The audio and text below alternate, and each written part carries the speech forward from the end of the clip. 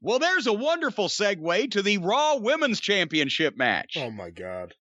All righty, a palate cleanser.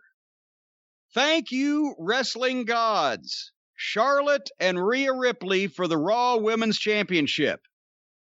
And from the first lockup, this was better work than most men's matches over on TNT and the Lollipop Guild. I'm not going to belabor the point again, but it's true.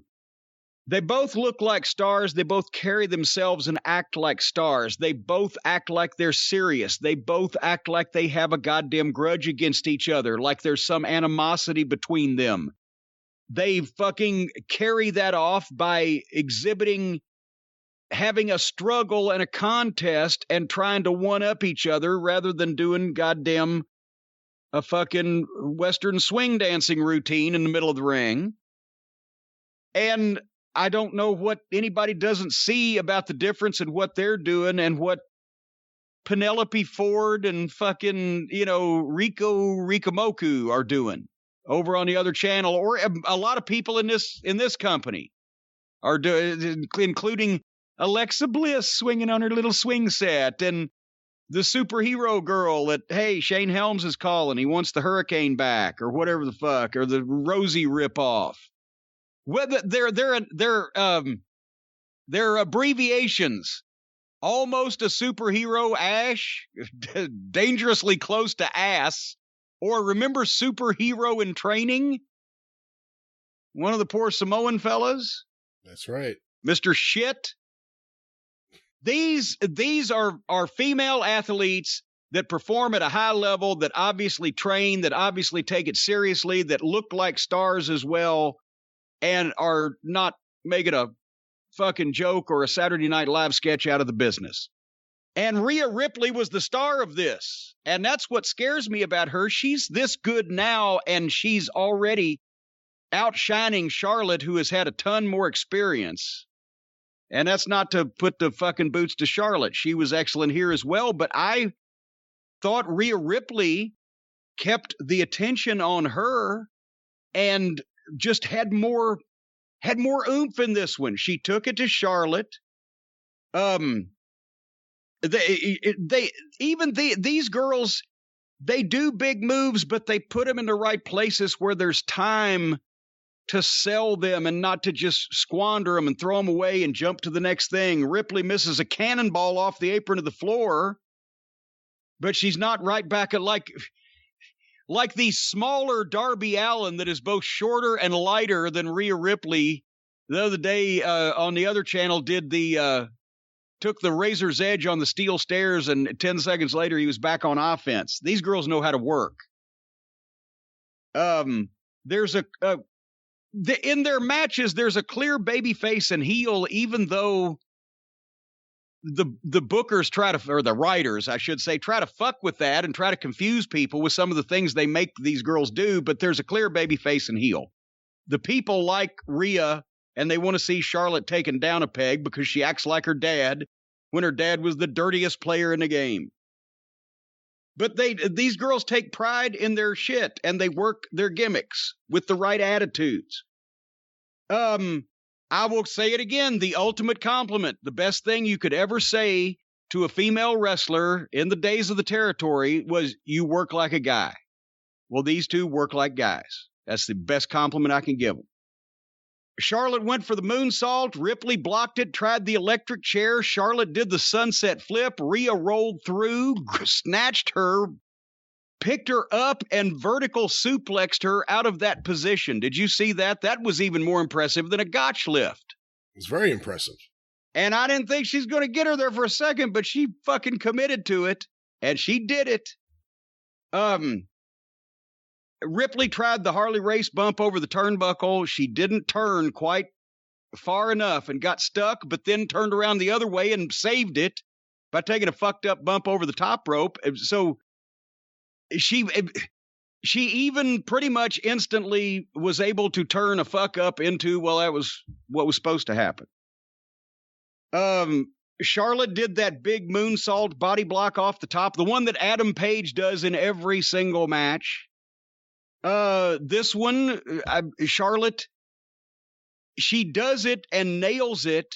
It scares me to fucking death. I don't know how in the world that any of them do that, but she gets a big pop out of it. And then once again, Ripley sold.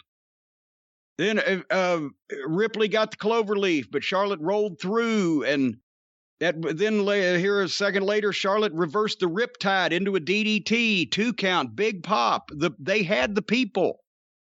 And it was the big back and forth. Ripley goes for the superplex off the top. Charlotte foils it and hits the flipping thing. What a natural selection.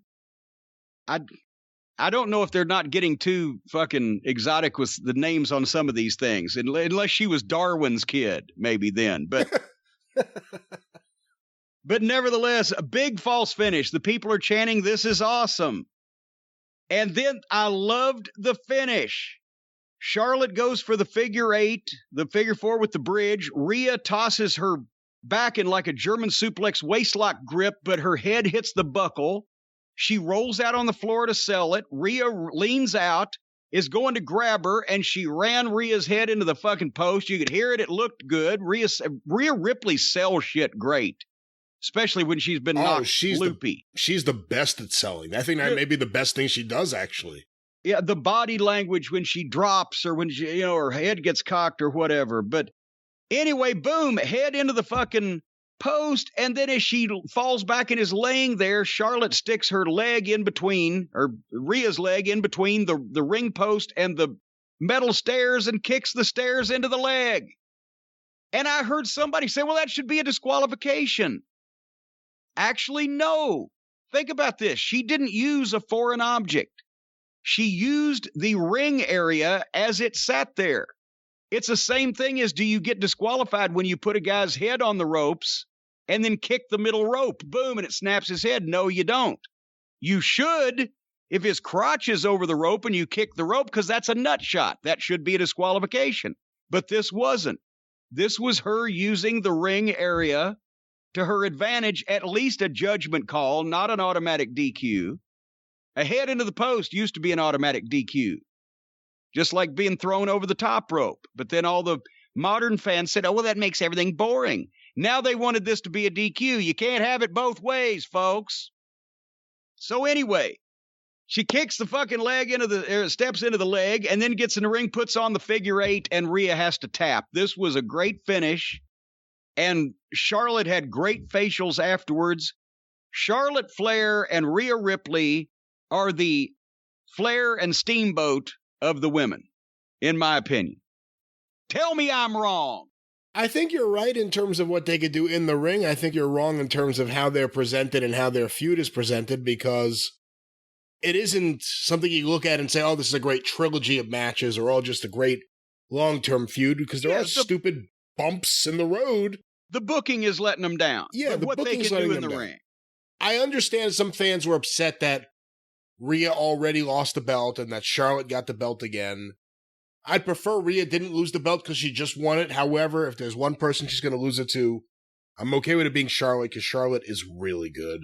Well, bingo, and that's the same thing that I thought. And I thought, okay, boom, she just beat Charlotte. Now Charlotte's beat her. Now we've got a rubber match coming up. Until you made me watch the clips from Raw. We'll talk about that later. Well, Jim, I have to say, you sound tired. Are you getting enough sleep? Oh, I tell you, I sleep like a baby. Wake up every hour crying and piss the bed. But I'll tell you what, you know what I found out, Brian? I've mentioned that I'm getting a lot better sleep since I'm not on the road and forcing myself to binge eat and binge sleep and then deprive myself of sleep and everything. But it is a problem when it comes to recovery, performance, immunity, which is important, and feeling less stressed. Even if you don't have to watch modern wrestling, sleep is everything. And I have now found the answer in the documents that I've received here from our new friends at Beam. That's BEAM. I found the answer to better sleep in a delicious, healthy cup of cocoa. Folks, it's the Dream CBD powder from Beam, and it's changing the way that everyone sleeps. With Dream Powder, you're getting more than just quality shut-eye. you're providing your body with sleepy vitamins and minerals like magnesium, reishi, I-theanine. I don't know how to pronounce that. And nano CBD. It's theanine, but it helps you sleep. Dream is essentially a guilt-free, sleep-inducing, warm cup of organic cacao. Organic cacao. That's how it's CACAO. So yes, and a warm cup. I'll start this over. It's essentially a guilt-free, sleep-inducing, warm cup of organic cacao and organic cinnamon without any calories or added sugar. That's the important part. And there's proof in the powder, folks. After taking Dream, 99% of people feel an improvement in the quality of their sleep, and 97% felt more energized the next day. 1% never woke up to comment. If you want better sleep, folks, no, I'm just kidding about that part. Of course, that's not serious. And the folks at Beam have no worry about me saying that again. If you want... It's a fine product if you want to sleep. It's good. It's good. It's got cacao.